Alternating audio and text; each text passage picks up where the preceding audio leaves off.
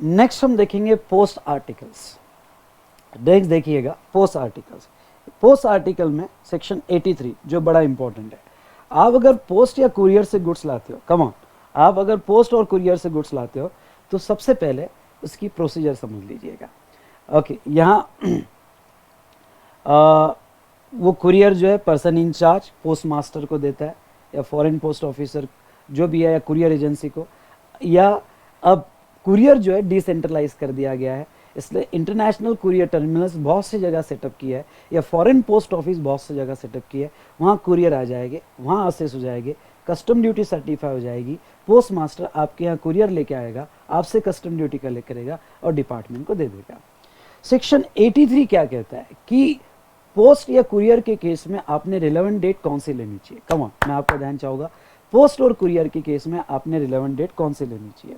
तो पोस्ट और कुरियर के केस में यहाँ पे सेक्शन 15 और 16 अप्लाई नहीं होता है, और पोस्ट और कुरियर के केस में एंट्री भी नहीं होती है। आपकी जो केवाईसी डॉक्यूमेंट्स है उसके ऊपर भी क्लियर करवा लेती है, और क्लियर करवाने वाला कुरियर एजेंसी या पोस्ट और पोस्टल अथॉरिटी होती है। तो पोस्टल अथॉरिटी आपके पोस्ट पार्सल क्लियर करवाने के लिए लिस्ट प्रेजेंट करती है। वो एक लिस्ट बनाती है कि आज कितने पार्सल क्लियर करवाना है, कस्टम डिपार्टमेंट से चेक करवाना है, वो उसकी एक लिस्ट बनाती है पोस्टल अथॉरिटी या कुरियर एजेंसी, और वो लिस्ट में सब डिक्लेयर करती है, कंसाइनर कौन था, भेजने वाला कौन है, लेने वाला कौन है, वैल्यू क्या है, एक्सेट्रा, पर ड्यूटी कैलकुलेट नहीं करती है, और वो लिस्ट प्रेजेंट करती है कस्टम ऑफिसर के पास। और कस्टम ऑफिसर जो है, सुनिएगा, कस्टम ऑफिसर वो लिस्ट चेक करता है, और वो लिस्ट जो चेक करता है यहाँ पे, तो लिस्ट चेक करके आपको जो है उसकी कस्टम ड्यूटी कैलकुलेट करके एक सर्टिफिकेट देता है। तो मेन इंपॉर्टेंट है कि आपके लिस्ट के बेसिस पे ही असेसमेंट स्टार्ट होता है, और ये लिस्ट प्रेजेंट करने वाला पोस्टल अथॉरिटी या कुरियर एजेंसी होती है। ये बात समझ में आया ना।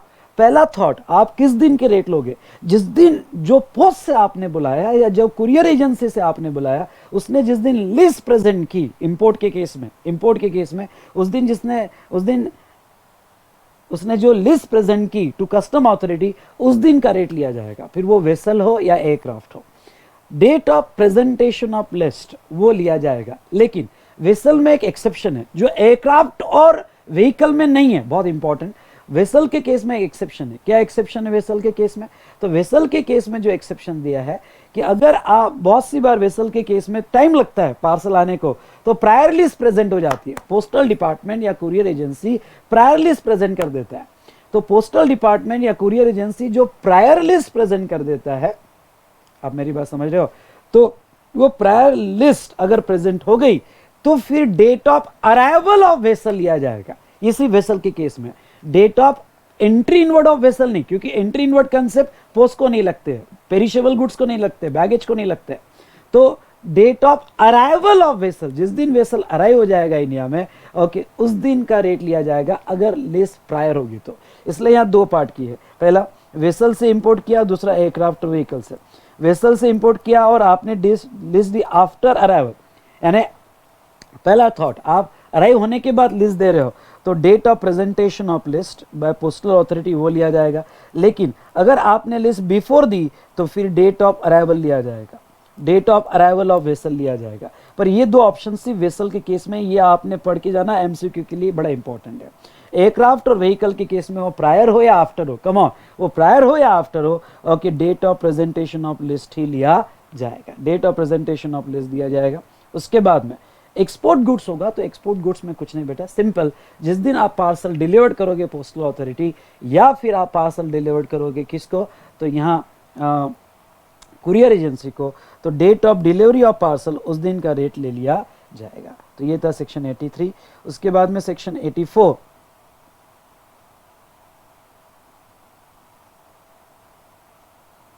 तो 84 को इतना इंपॉर्टेंट नहीं है, ओके। यहाँ पे 84 रिगार्डिंग टू रेगुलेशंस, ओके। तो सीबीआईसी पोस्ट से रिलेटेड, पोस्ट पार्सल को कैसे एग्जामिन करना, उसका चेकिंग कैसे करना, उसके एंट्री कैसे लेना, उसके बाद में उसका ट्रांजिट ट्रांसशिप कैसे करना, उससे रिलेटेड जो है वो यहाँ पे, यस डेफिनेटली वो यहाँ रेगुलेशन बना सकती है। तो ये हमने देखा रिगार्डिंग टू पोस्ट आर्टिकल। एक कंसेप्ट और था ट्रांजिट और ट्रांसशिपमेंट, वो भी ले लेता हूँ। डिफरेंस बिटवीन ट्रांजिट और ट्रांसशिपमेंट आप ही बताओ। ट्रांजिट और ट्रांसशिपमेंट अगर दोनों सेक्शन लिखते हो तो without payment of duty allow किया है सेक्शन 53 और 54 में। इसमें मेजर डिफरेंस क्या है? ट्रांजिट मतलब goods remains in a same conveyance, transship मतलब goods changing the conveyance under section 54। Transit within India और outside India allowed without payment of duty, transship within India और outside India allowed without payment of duty. उसके बाद में transit में no entry document is required, no more control is required, but in transship bill of transshipment या declaration of transshipment is required as well as जहाँ तक देखा जाए तो more control is also required in case of transshipment। तो ये हमने कुछ important differences देखे थे okay transit and transshipment, ठीक है। तो ये हमने देखा regarding to transit and transhipment. Drawback जो है मैं आपको नोट से, यहाँ तो सिर्फ मैंने डिफरेंस कवर किया है, पर नोट से पूरा ड्रॉबैक मैं आपको अच्छे से रिवाइज कर देता हूँ नोट से, ठीक है। चलिए